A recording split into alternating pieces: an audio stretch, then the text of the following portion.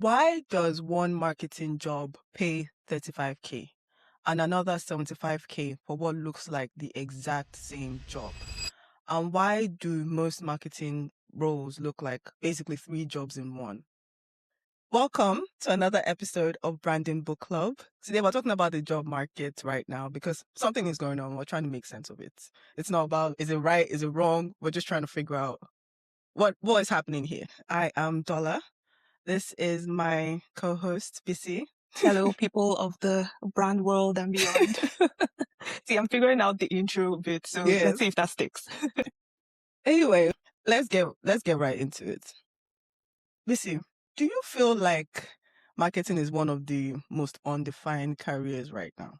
And before you answer, let me give a little bit of context into my question, because I've been looking at some data, right? And marketing job titles are described, like I didn't make this up, as famously inconsistent. So what do you think? Do you agree, or do you have, a different perspective on that? I agree. And it's because I feel like strategy marketing is facing an identity crisis right now. I feel like that's become our tagline. Everybody's identity crisis, brands identity crisis, jobs identity crisis. So, and I'll give a bit of context or a bit of background. So, a couple of months ago, I was speaking to some uni students, I think final year thereabouts. Obviously, they're already thinking about the job market. And it was through my companies. We had some students from one of the local universities around, and we needed to talk to them about your job description, what you do day to day, while they also had the opportunity to get some work experience, basically. And part of my tasks, obviously, because I mentioned this in the first episode, but for anyone who hasn't listened to that just yet, you should, by the way. I work in strategy within a creative advertising industry. So I needed to talk to them about what strategy looks like day to day, but starting with what is strategy, right? And I feel like that was probably the segment of my discussion that I spent the longest time brainstorming, because a lot of strategists just struggle to even define what the role is today. Yeah. And you can look at one job description from one company compared to another job description from another company. Same title, exact same thing. It could be brand strategist, creative strategist, whatever it is. And the expectations are just so different. But at the core of it, right, I've always known strategy to be creative problem solving. And I think this cuts across a lot of general marketing roles as well. And so when I try to just get to the core of that description, it was making sure you understand the problem the brand is trying to solve, finding that human or cultural truth that presents an opportunity to solve that problem, then taking this and turning it into a creative challenge that helps to deliver effective work. That's the core of it. But today we're seeing a lot of executional expectations. These executional expectations are taken away from that strategic magic that you expect from a role in strategy or planning. And so that's why you would see a role that says a strategy, but you look at the description and the expectations, and you're meant to be a creative director as well. You're meant to be a social media manager. You're meant to be a video editor. You're meant to be an influencer partnership specialist. And you're thinking, okay, where's the strategy in all of this? What has that been something you've been seeing as well? Yeah, funny enough, just yesterday I saw a role. It just popped up on my LinkedIn, creative strategist. Looking at the job description, the entire thing was essentially performance marketing, which is an entirely different thing. It was like, oh, okay, you'll be in charge of developing our creatives for paid ads and stuff. And you basically be, monitoring it, and that's performance marketing. And I don't think I believe that it's a general thing. Like, when it comes to other jobs, I was reading something and it said, focus less on title and more on scope, impact, and progression, which sounds like solid advice in theory. The problem with that is that even those can be vague. That's true. In fact, that's true. Most times they are vague.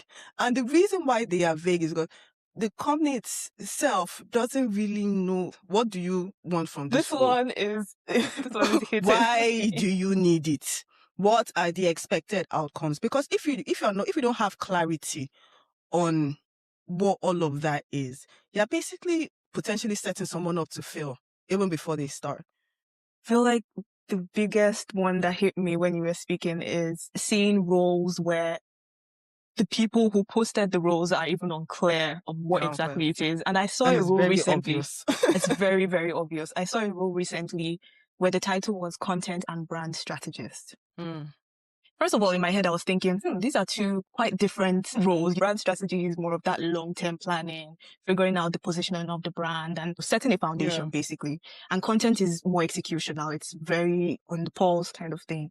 But what really put me off with that description was the intro section said, oh, we're looking for a brand strategist. So they took out that content bit, right?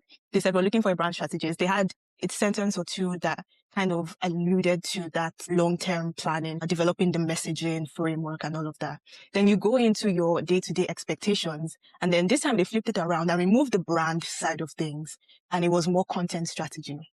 And Mm, in the day-to-day, you could see that it was more of that executional side of things. yeah. It was planning what the reels would look like, writing the copy, keeping Which is the essentially paid social media social manager. side of, exactly, the paid social side of things in check. It was basically a social media manager role. But because I think strategy sounds a bit fancy, it sounds a bit packaged up, content and brand Yeah. strategist, they didn't put social media manager in that role. Now imagine someone who is at the beginning of their career or trying to figure things out. And then they see that it's giving you two different messages, isn't it? Yeah. Speaking of that confusion, why do you think there's such a huge gap between what the same marketing role pays at different companies? And obviously, I understand that there's variables, there's scope, company size, industry, all of that matters, all of that comes into play. But even with those, you expect some sort of standardization, right? Because please tell me why a marketing manager role in one company is 30K and another one is 65K. Because I was researching to say, okay, is this a general thing? If you look at tech roles, there's variation, but it's a lot more structured. I will say something though. I feel like we need salary reports based on region because a lot of the UK salary reports are benchmarked against London, right? And what Mm, happens is that the national average kind of skews upwards. And so that's why you would be looking at a salary report that's meant to be national. And you're yeah. seeing a junior role that says the average is 45 to 50K or something like that. And I'm thinking, what junior is earning that amount? Certainly not in the northeast of England, for sure. You're not going to be earning that. I think that creates I guess, different level of expectation as well. So first thing is obviously the fact that there's no stand. It just feels like everybody's going based on vibes. Every company, you're just writing descriptions based on Yeah. what they need, or they are writing certain roles or job titles that they want to make a role feel a bit more elevated than it really is. Just be honest, just be transparent about what it is, because that's Is it part of the that is it that they challenges. are trying to make it more elevated or they're trying to downplay it? You get to get, like I said, more for less. Yeah, so when I say they're trying to elevate it, it's a case where you would see, I'm not saying one role is better than the other, but I'm just saying there are certain titles that sound a bit fancier. Do you get what I Mm-hmm. mean? And so they Yeah. use those titles and then the description is completely different from what you would be doing day to day. Whereas in a traditional sense, when you think of the traditional sense of maybe a product marketer, for instance, or you think of the traditional sense of a brand strategist, you kind of know what that entails. But if a company is taking they have a different need, or because they want to make it sound a bit more, make it feel a Yeah. bit more attractive, Yeah. they may use that same title. And that title is the same title that will be benchmarked in these reports. Do you get what I mean? So That's it's true. it's the same title, but it's a completely different expectation. It's a completely Different different scope. scope of work. And that obviously affects the results, doesn't it? Yeah, definitely. That's definitely, yeah, an interesting, very valid input. Let's bring Iyunade to the conversation, right? Before we go further. I'm joined by Iyunade.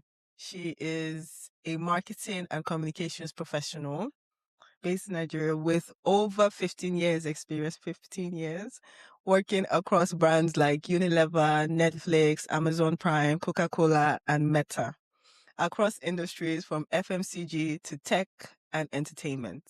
She's led on everything from brand strategy to execution and team leadership. So I'm really interested to get your take on this, right? Yeah, it's nice to have different perspectives here on Branding Book Club.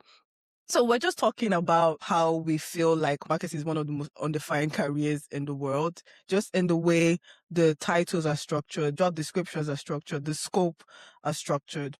What would you say your red flags are when it comes to when it comes to job description? You're looking at it and Okay. you're like, yeah, no, this is not going to work. Okay. Thank you again for having me. I mean, I'm excited to be joining you to do this. And honestly, marketing is one occupation or career really that has different bits to it, right? So you have your what? Trade marketing, SEO marketing, especially, I mean, there are different bits to it. Organizations need all these aspects of marketing. Yes. Yeah. Will you find all these expertise or competencies in one person? No. You're not looking to hire a human AI, right? And that's where the confusion in the job description comes. Okay. So you want to hire me as a marketing manager, for instance, and then you want me to meet your SEO needs, your digital needs, you want a content creator in me, you want a TikToker in me, you just want a potpourri of everything the marketing offers in one person. So usually how I would advise, marketers or, people looking to get into the marketing pool is when you see the job description, first of all, check that it is very clear and specific, right? Nothing ambiguous, nothing vague. No, come and help us build or take us to the next level. No, that's not what. So what do I know that your next level is? What do I know that growth or next level means to you or your organization? So some of the things that I would usually look out for in job descriptions is the clarity. What are the specifics? What key parameters am I going to be measured by? What's the duration that you are attaching to those key parameters, right? What are the expectations with regards to percentage rating? Because the truth is, most organizations will probably not just hire you for one thing, again, for different reasons. Yeah. But so say that I'm expected to do what? 1, 2, 3 things, right? What percentage weighting are you giving to those things in the order of priority? So that I know when I am tracking right, so that I know when I'm meeting your expectations, and I know when I'm dropping the ball, right? Now, it's good for you to want somebody who is like an octopus. You are able to do almost everything here and there. But the truth is, everybody has key competencies. So if I'm going to be measured by my key competencies and I'm just going to be rewarded for doing those extra things, oh, that's fine, that's clear. But in a situation whereby there's no clarity in the job description, there is no, this is exactly what you're going to be doing, this is exactly why we're bringing you aboard, then we're not in business. Definitely. I definitely agree with that, because more and more business owners and more people and even hiring managers are expecting more for less. Yeah. And they want you to do more and be more. And the funny thing is that the salary ranges are hardly increasing with the scope increase, which is which is which is ironic. And that's why, you said, Bissy, that a lot of people who are trying to get into marketing at an entry level are struggling to get in. The expectations are changing, but also the way technology is moving is changing company expectations as well, and is making it a bit more realistic. Exactly. I feel like a lot of roles are becoming tech driven, where Yeah. you're expected to know how to use all of these tools. You're expected to be at a certain level. And imagine someone who is coming out fresh from university. And, we always see this joke passing around year after year about, you see an internship position and they're saying, oh, you need 5 years experience. And you're thinking, okay, I'm trying to get the 5 years experience. But I was saying earlier that the Institute of Practitioners in Advertising released a census, I think it was their 2025 census that they released earlier this year. And it mentioned how entry-level roles have been contracting. And it's the same that I saw in another report by Major Players, which is a talent company, that said entry-level roles, this one was specifically for strategy I was looking at. It was entry-level and mid-level roles have been reducing. And so expectations are rising. These roles are reducing for junior talents or for new talent. Like, what's the future for people who are genuinely interested in getting into this industry and the different sectors? Yeah, I agree with you. But then again, I also want to come on the side of you cannot take away the role of strategy even in marketing. Now, obviously, you need those analytical and, tech-driven skills, but you still need the strategic skills in marketing. Now, this is where we're missing it. In the past, you hear things like, oh, brands are actually brand building. They are investing their time in marketing, in actually building awareness, in actually building that emotional connection with the brands. But right now, what you find is everybody's looking for immediate return on investment. Do you understand? What's this thing converting into right now? Where's the sales? Yeah. You are, say, for instance, you have The an expression brand event. aspect is You have not an expression prioritized. event for a client, and you're explaining to them that this event is necessarily not going to translate to immediate sales on the spot, but it will endear you to your consumers. It would position you, and they're like, oh, who is talking positioning? What's that going to do for me?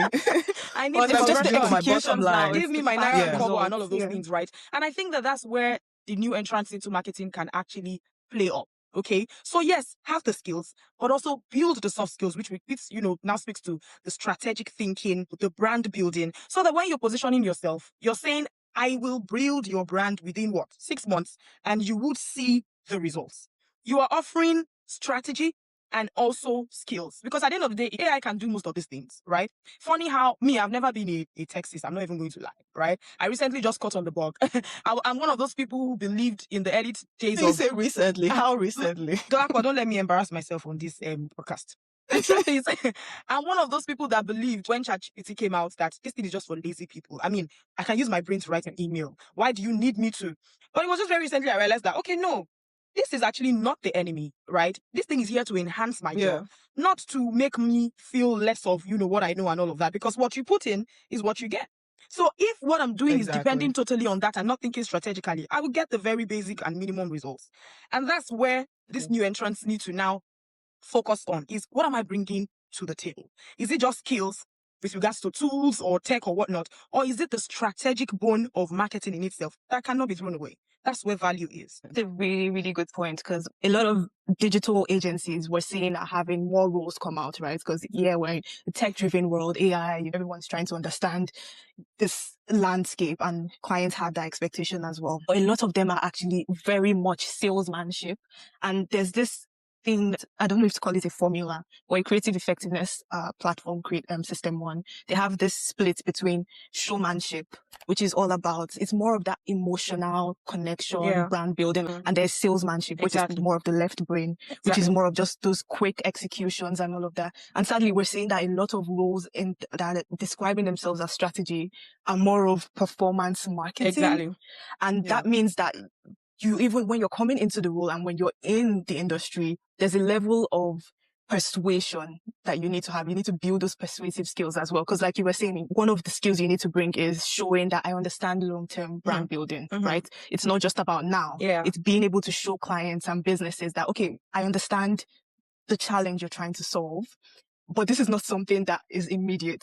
We need a long-term plan for this. So even coming into the industry, it's less about technical skills for junior talent. It's also about having those interpersonal skills, persuasion, the confidence to be able to sell an idea, to be able to stand, your ground. You're obviously learning, or you need to understand that whole landscape, that a brand starts with the foundation, the positioning, and everything you do kind of stems out of that.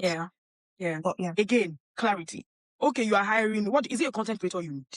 Again, some of these challenges also come from this whole ChatGPT and AI raised CV. Yeah, they don't. Right? People are just Do you feeding understand? these job descriptions into So ChatGPT. They don't know from what it is that HRs, they you want. are looking to hire a content creator, then you go and write, we need a something driven person with something savvy. And guy, can you just be direct and say to Just me, speak English. you need a content creator, you need a digital marketer, you need a digital strategist that is different from your regular experiential strategist, because you have different competencies that people need in these different job roles. So when you mumble these things up even in your recruitment criteria, then complain, oh, I'm not getting the right candidates. You are not asking for the right people.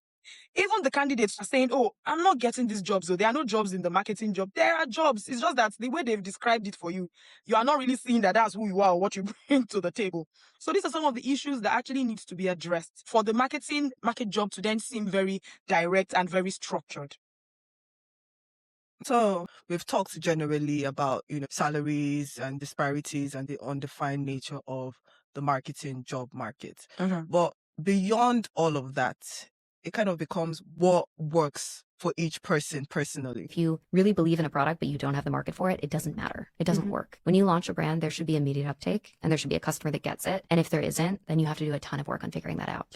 So I wanted to ask, what would you say your non-negotiables are? Because that's what she was talking about in the video, in that this is her non-negotiable, is that product has to be one that there's a market for. There has to be product market fit for your product, which I 100% agree with.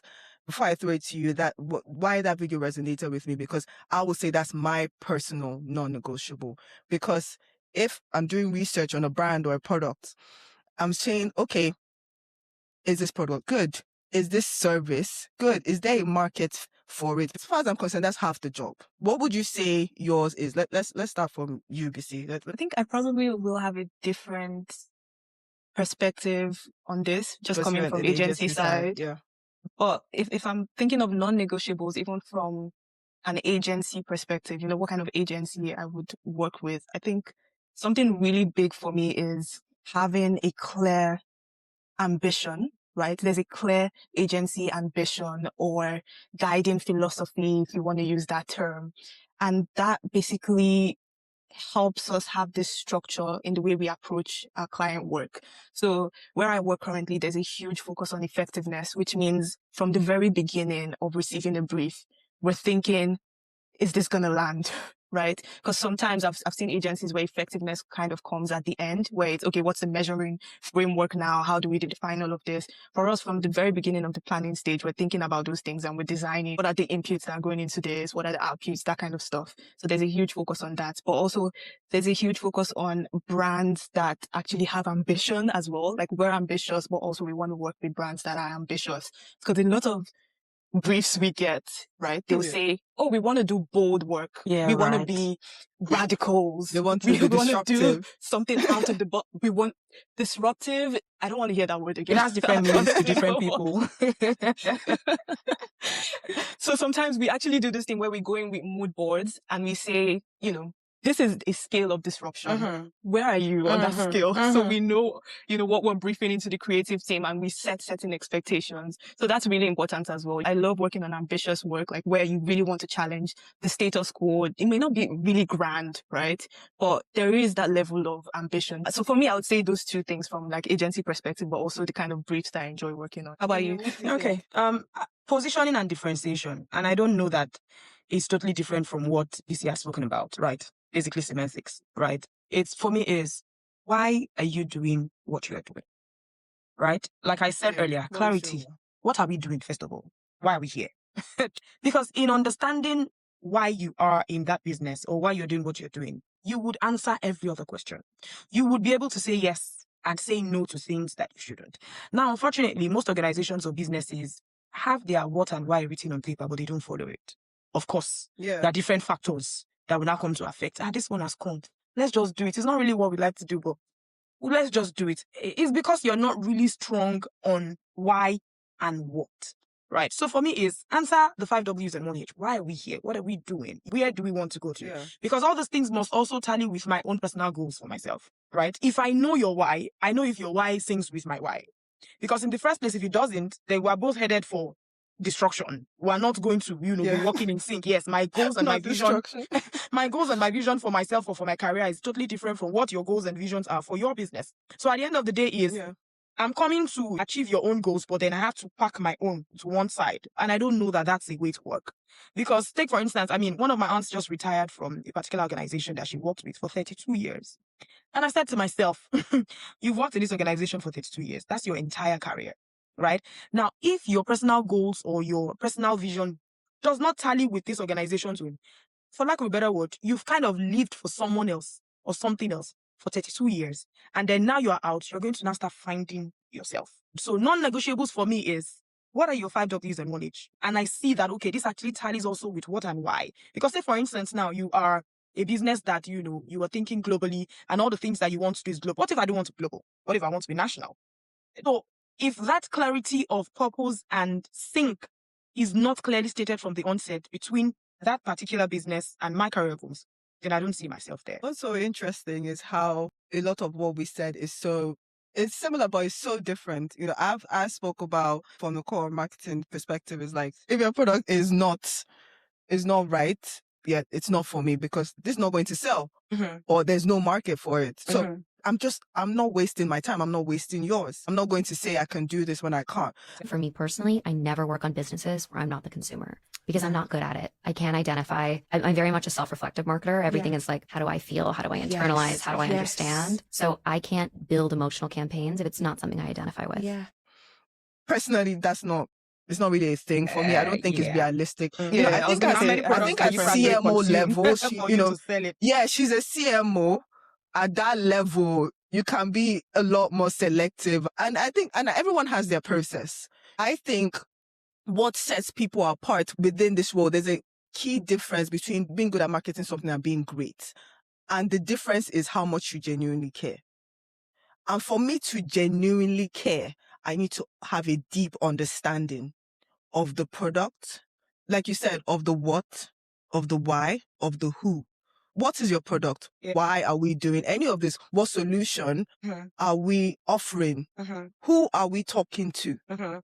I personally need to have a deep understanding. Exactly. Like currently, the product that I work on, I'm not a consumer. It's literally men's testosterone.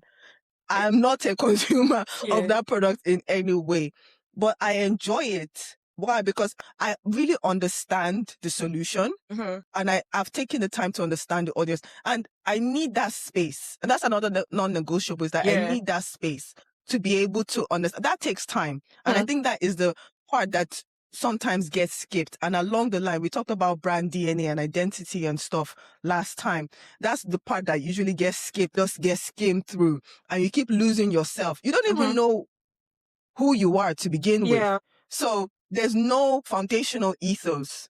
And to say, okay, this is who we are, this is what we do. Sometimes you get a brief that's super clear, right? Yeah. You immediately you're like, oh, they know why they're here. They know who they're speaking with. They've done all of this research. But sometimes you get a brief where it's a bit more vague, but they're willing to put in the work. Yeah. Sometimes they think they know. Your business might think, oh, we know everything. We have everything on check. But you realize actually there are a lot of gaps here. Are you willing to walk this walk together? Are you willing to collaborate and partner so that we can figure this brief out together? I think there's a lot of fun in that as well, figuring it out together. Yeah. But I think where that friction comes in sometimes is when there are egos in the room. So you have the brief and you strongly believe that everything is perfect. We have all of this. We have all the messaging. And then you get into the work and you're unpacking the brief and you're trying to figure out what's the solution to this. And you realize that they have so many different messages that they want to put across. And you're thinking, okay, what's the priority of this? We can't say everything with this one campaign. We can't say everything with this one small execution. And I guess the dark side is when, you can tell that there is no clarity there and there's a lot of friction with even being open to unpacking this together. But you look like you have something to say. Yeah. So I'll say that it goes back to the brand positioning and strategy that, we were speaking about. The minute organizations, companies, brands, even agencies, right, try to move away from the return on investment and start to see that I actually need to build my brand to the point where sometimes even if I don't do all this marketing, it speaks for itself, right? Then they would begin to realize that, one, you can't do 5 things at the same time. Marketing is stratified, right? It is in levels. It's in stages. What am I doing now?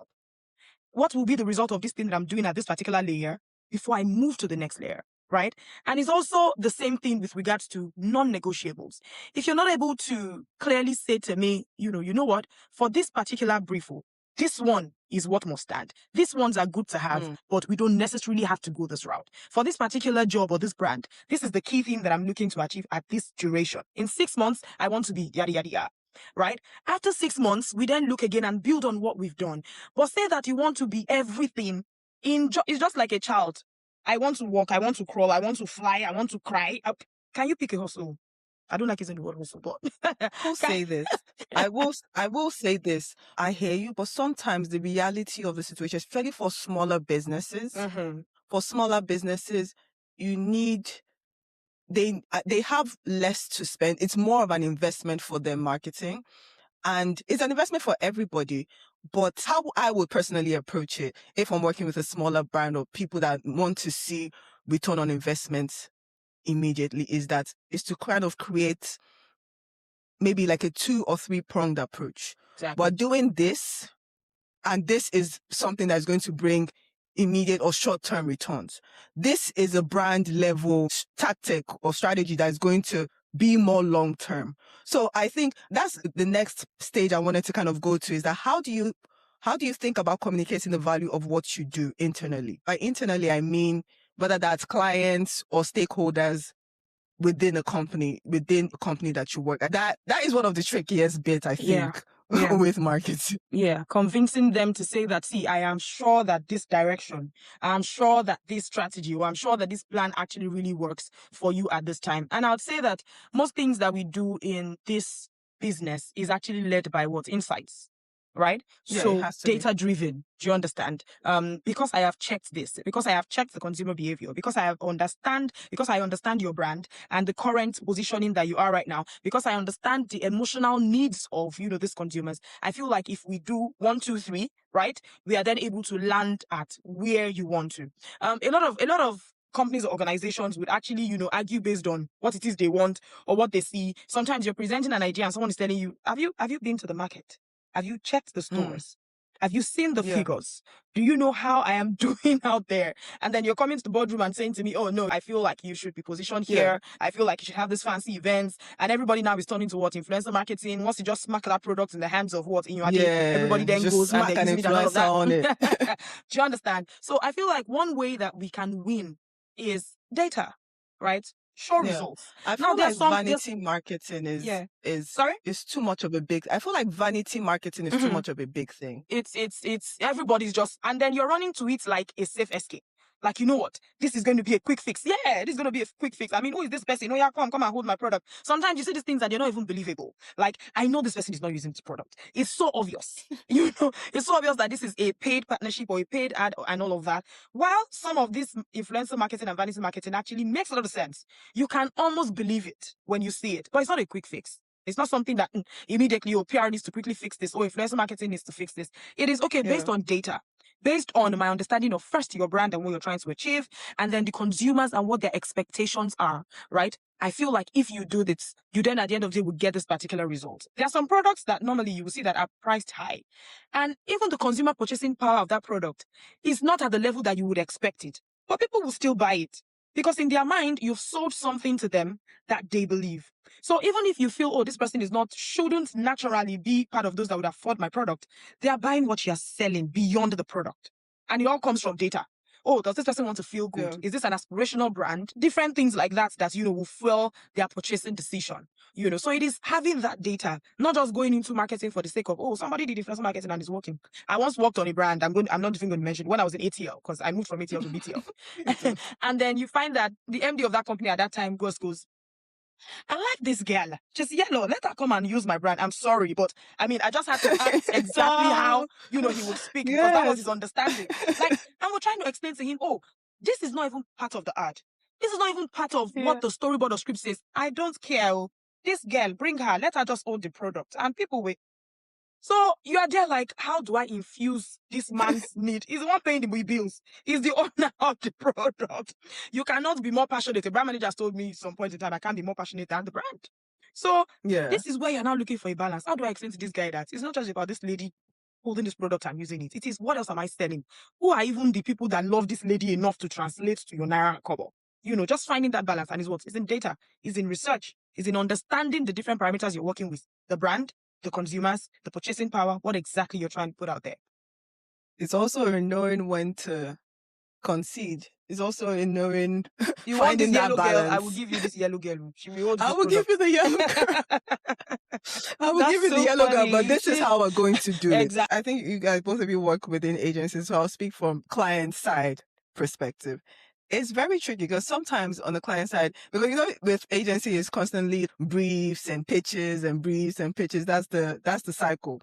Here, it feels on the client side, it feels like, you need to constantly prove your value. It's like sometimes a never ending interview. And one thing I've learned from recent boss of mine is that the visibility of your thinking matters as much as the output itself. So it's not just about, we came up with this campaign, we did this, we did that. you need to peel back the layers and show how you did it. What was your thinking behind it? What we're trying to achieve? And I feel like if you're not able to articulate the what, why, how, expected results, then you need to go back to the drawing board. Exactly. Because we need to understand that you are the expert within your business, and maybe you're talking to the business owners or you're talking to the C-suite or, senior leadership or whatever. They know where they want to take their business and stuff. They might not understand how the, marketing fits within that. So it's our job to make sure sometimes, it does include some pushback as to, yes, maybe not this. Just like you mentioned about the yellow girl. I think it's the same thing everywhere. Yeah. It's like, maybe not this, maybe this instead. Or it's like, oh, you constantly have, oh, I saw this brand do this. Let's do it as well. Do you get, oh, this brand is doing this. I saw this trend. Oh, this, Like you're just let's do becoming this as well. reactive and reactive until you lead yourself And then out of your direction. and then no. So yes, you have to be deliberate and intentional about pulling yourself out of the vibe marketer. Because a lot of people think that what we do is easy. Yeah. And when I say marketing is vibes, it's a feeling. And that feeling needs to be driven by insight. It's driven by insight. It's driven by experience. But when you're fluid at what you do and you make it look easy, there's also that perception that it's easy, which is not. So which is why I go back to the point of the visibility of your thinking matters as much as the output. Everyone thinks to some extent that they are creative or they can be marketers or something. So it's our job to correct that narrative through the way we approach our work. Yeah. What you were saying, Dolako, was what triggered something in my brain where you said people think that everyone can do marketing, everyone can be a strategist, everyone can do brand and branding. But there's a certain skill that you need to even diagnose what the problem is before you then start saying, oh, this is the plan to solve that problem. Because if you get the problem wrong from the start, the whole brand plan, the whole campaign you're doing, the whole execution you've already set yourself up for failure. So that problem diagnosis, even before problem solving, problem diagnosis is, I think, a big thing that we skip a lot, or people skip in the discussions around what it means to be in this industry. And I just feel like that's a skill in itself. And that's one of the things that sets a professional in this field apart from someone who just is creative or someone who enjoys scrolling on TikTok and understands the latest trends. Okay, so I'll just add to that, especially being that I've been in leadership roles where I've had to actually manage people's emotions, perceptions with regards to, I bring this particular idea or I think this will work and you feel it wouldn't, or you feel like, okay, you would rather something better. And sometimes what I will usually do, especially when it comes to proposals or documents that we're sending to clients, right? Put this one idea first as the first idea. Put this second idea here as a second idea or a good to have or something, right? Do the presentation to the client. Let the client decide. And then oftentimes you do this presentation and then the client gives the same notion as what you've given before. It then gives you credence. It's not enough for you to just come and say, oh, I don't think that this will work. Why wouldn't it work? It's not enough for you to say, oh, I think this will work. Why do you think it will work? And when you have those rationales, put them forward and then share with the client. It even makes you appear as though, okay, you're thinking broad. You're not just coming with a one-size-fits-all, proposal. You're saying, okay, if we do this, this will be the result. If we go this route, this will be the result. Which works better for you from a branding and positioning point of view? So that's how I usually would manage those emotions internally sometimes to say, okay, if you feel right about this, let's put both stands forward and let's let the client or the consumers decide. Yeah, definitely. Definitely a very different, a very interesting and different perspective to look at it. So there was a term that I recently came across. It's called, the concept of a full stack marketer. And I want to kind of read it based on how they described it. A full stack marketer is a marketing professional who has working capability across multiple disciplines, including strategy, content, brand, performance, data, and distribution, and can plan, execute, and optimize marketing activity end to end. A full stack marketer is not necessarily an expert in everything, but they are competent across many areas without heavy reliance on multiple specialists. We'll be talking a lot about technology, technological advancements, we know that generally marketers are expected to do a lot more with less. And when I say a lot more with less in terms of resources, time resources, financial resources, and team sizes. So my question to you, what do you guys think about this concept? Is it evolution or exploitation? Okay. Did you want to go first? Yes. I actually don't think that it is exploitation. And I'll say why, right? Recall that I'd mentioned that marketing is stratified. And I feel like roles as well are stratified. It gets to a level in your career where you should actually be a full stack marketer. Because how do you lead a team if you don't have competencies across the different aspects of what that team is doing? So take, for instance, now, right? I need brand management and strategy, right? Very recently in the organization where I worked for, it was, okay, brand management and operations, right? It doesn't mean that I'm a strategist, but I understand branding and brands well enough to know a good strategy when I see one. So I'm able to lead a team of strategists when I have a brief and I say to them, oh, this is exactly what this brand is looking to achieve. If they develop the document, I'm able to say, yes, this will work. Oh, this wouldn't work. Oh, this might work if you tweak it this way. Because I understand brand management, I understand consumer behavior and consumer reactions. Do you understand? Well enough to lead that team. Right? So it gets to a point in your career where you actually are a full stack marketer if you want to lead, if you want to lead teams. Now, I think that where the confusion, comes in is when you are expecting this full stack marketer in a junior level staff. How many years of experience does that person have? How many years of experience has that person put in enough to be able to go around these different departments and even say, okay, this is my core competence, but I have competencies across these other departments. So I've been in the industry for what? And I'm able to say, I can actually do operations if I want to major in it, right? I can do brand management if I want to major in it. I can do client servicing if I want to major in it.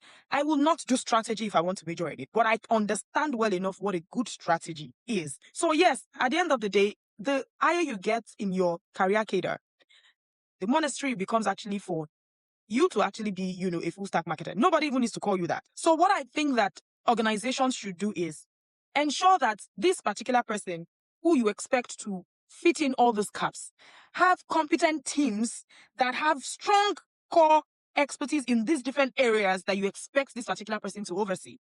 That would be one quick way to solve this. Like, okay, yeah, so do you understand? I need you to oversee all of this. But hey, you have teams that are supporting you, that you have a digital marketing team. Great, because you understand what it is to, do digital marketing, but you don't have that. It's not your core competence. But you can tell when their proposal or their document or their strategies work. You have a core experiential team that reports to you. You have a core marketing team that reports to you. Then that way you're comfortably, overseeing from a leadership role or from, a dashboard view. Yes. I 100% agree with that. And this is something that I learned very early on in my career when I was managing a team of 5. Marketing is not something that I intended to do. So I literally fell into it and then I loved it. Managing a team, I realized very quickly, I need to have more than a base level understanding of what all of these people do in order to be able to lead them effectively and efficiently, in order to be able to not let anyone bullshit me as well. And then I started to take steps to have an intermediate level understanding of each of these, aspects. But where the big question mark is, and is based off of what you said in Iyunade, is that there has to be teams. There has to be people that they are leading. The issue with the reality of the situation is that that's not always the case. Yeah. A lot of businesses and companies want people to come in and just be the Hulk and what was that thing you sent to me? That octopus. Yes. That the person is doing this, person is doing that. Nobody can do any of these things really well. So the key to this is how it will be executed. Because this person, the interpretation of this is that even though a lot of people know this term full stack marketer, you can tell that this is what is expected from the type of jobs that you see being advertised. I think it becomes exploitation, and I feel like you both have kind of said this very nicely. It's exploitation when one job role is expected to function as different departments with no support. With no support. I'll give again, strategy head here. So I'll give a strategy example. So sometimes we have the general strategist, right? You probably do both brand and creative and maybe a bit of comms. but there are also different sects to that. I think as we, again, back to how AI is changing things, changing expectations, there's a lot of focus on efficiency and all of that. I think it is a valid expectation, even for you and your personal development, to be curious about these different sects and build that, especially if you're early on in your in the industry or in your career. But the challenge is sometimes these roles are advertised as one thing, but then you look at it. So sometimes you see I was telling Dolapo earlier, a content and brand strategist, for instance, and then they're kind of shape-shifting the description and you're trying to figure out, okay, is it more brand, is it content, is it this? Or sometimes you see strategist, which you would think, is very much that higher level, the insights, understanding the problem and diagnosis and all of that. And it becomes more executional, where you are supposed to be someone who's editing videos and you're doing copywriting and you're designing and you're managing this and you're figuring out partnerships and all of these things. And you're thinking, okay, you don't get to focus on the core function of that role. And I feel like that would actually affect output as well, compared to when you have a solid team behind you. You have people that are specializing in these areas. And we've heard about the T-shaped specialist for so many years, but honestly, I feel like it has never been more important now to have that broad range of skill sets. But it's also quite nice to have maybe a specialty, an area that, if I show up in a room, right, and people ask, why would I go to Dolapo? Why would I go to Iyunade? Or why would I go to BC? Like, they have that image that comes to their head. But also they know that if this person is in the room, they can contribute to the conversation and they can help us figure out what we need to do. But at the same time, we know that, if we need help with understanding, TikTok native language or TikTok native culture, then we go to this person as well. And I think that's kind of where things are shifting. I don't know if you agree, disagree. No, actually, I totally agree, especially for someone that is leading a team, right?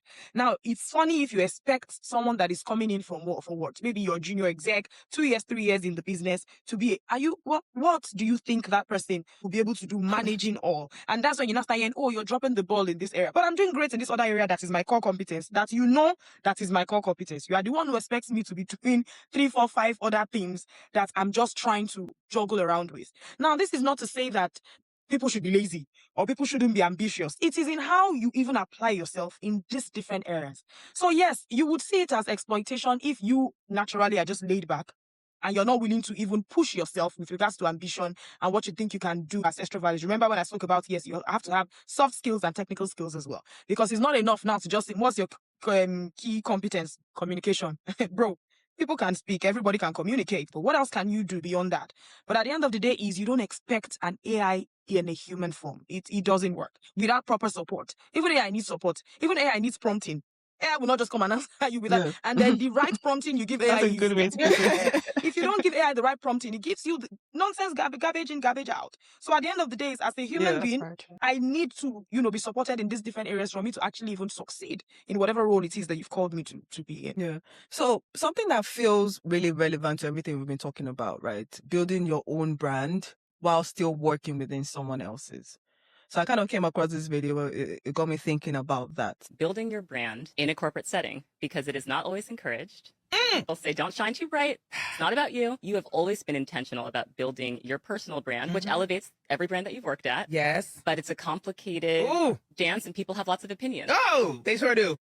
Do you think that there's still some sort of side eye within organizations when, an employee or, person within an organization is actively trying to build their personal brand?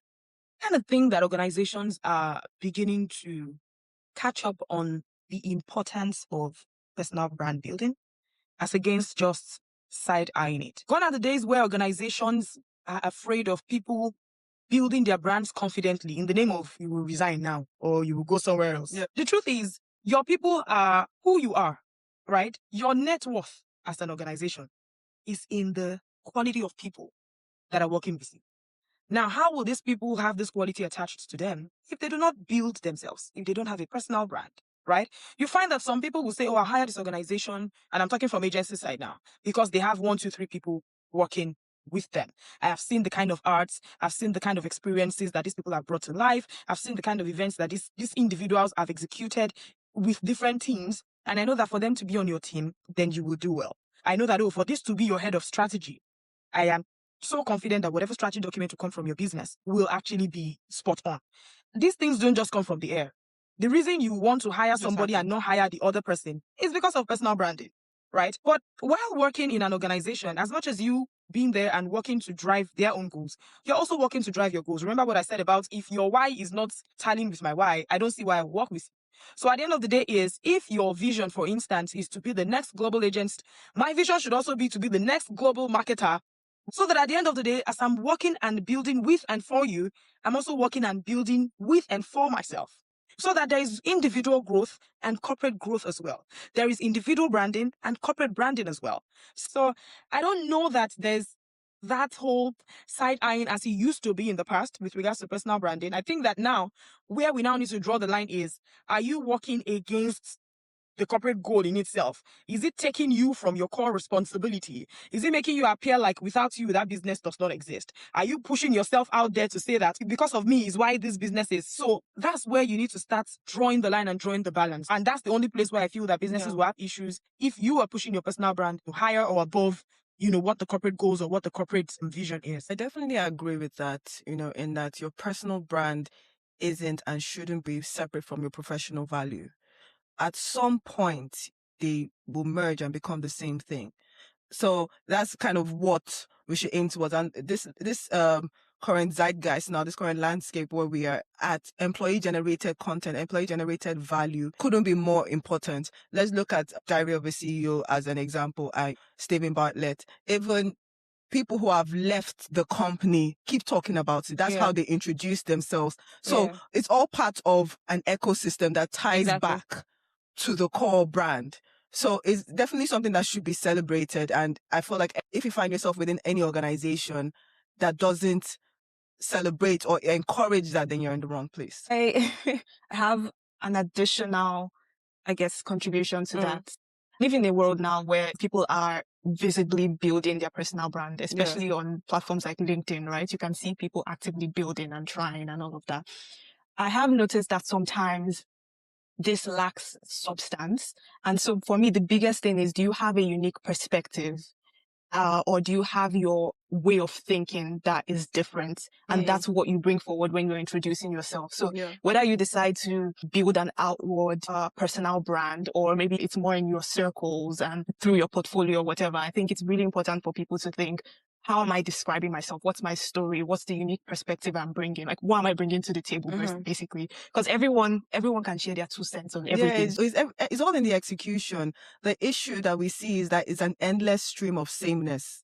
Everyone's saying the same thing or just coming on there and pasting what ChatGPT or Claude generated for them. That's where it becomes an issue. Because if everybody's literally saying the same thing, then we're not saying anything. It's just this echo chamber. Yeah, for we're people not saying anything. For Because people that we work in this industry, we think that sometimes we think people are thinking about things in the same way. So sometimes you see, maybe a billboard or a new ad and everyone is talking about it on the timeline. And I'm just thinking, this is all marketing perspective. I want to hear what the audience, the consumers, the actual people who are going to buy into this, I want to hear what they have to say, exactly. And it's really important, like we're just saying, it's really important to make sure that we're clear on what makes me distinct, because again, everyone has access to everything. ChatGPT, just go onto it. What has been happening for the past 1 week in so space, you have access to it. But what makes you different and what makes you stand out is how you sell that story of, oh, this is my 2 cents on this because of it's definitely my perspective. applying the same strategy and the same tactic that we use towards the brands that we manage, in that one of the most important things is what is your why. If you lose sight of that in building your personal brand, you're just going to continue going all over the place with it. And it's just kind of applying those same concepts to the way we execute our own personal branding. So yes, we've covered a lot in this episode. It's been amazing. Thank you, Iyunade, for joining us. It was really good to have a different perspective, an outside perspective. We've talked about personal branding, building your personal brand within, another person's brand. What the current job market looks like. We talked about the pay disparities and a lot of nuances that come with the marketing job market right now. We'll kind of continue to see how we navigate that. There's a lot to unpack there, but we covered a little bit of that within this conversation. The truth about working in marketing is that the industry does ask a lot of us, and it always has, Not. it always will. It's your life. It always will. The people who figure out their own space within it, that's where the interesting careers happen. I'm having fun. I think you guys Same. are having fun as well. Yeah. So we'd love to hear what you think. Does this resonate with you? What are your experiences? Drop us a comment, engage with it. Let's hear from you. Who knows? We'd like to bring some more perspectives on here and chat through with a lot more people. So thank you for joining us. Hope to see you next time. Like, Thanks, subscribe, follow, Yes. wherever you're All the listening. good stuff. All the good stuff. Thank you so much. Thank you. All right, Thank you. bye. Bye.